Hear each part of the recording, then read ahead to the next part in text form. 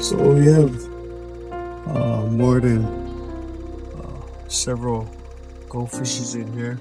They're good sized common goldfish, but they're pretty big.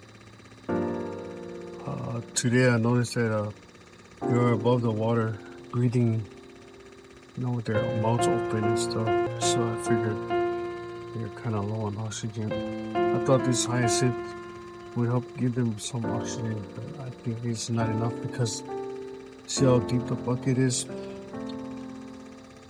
So I figured I'd just go ahead and put in this battery operated air system, air pump. That'll help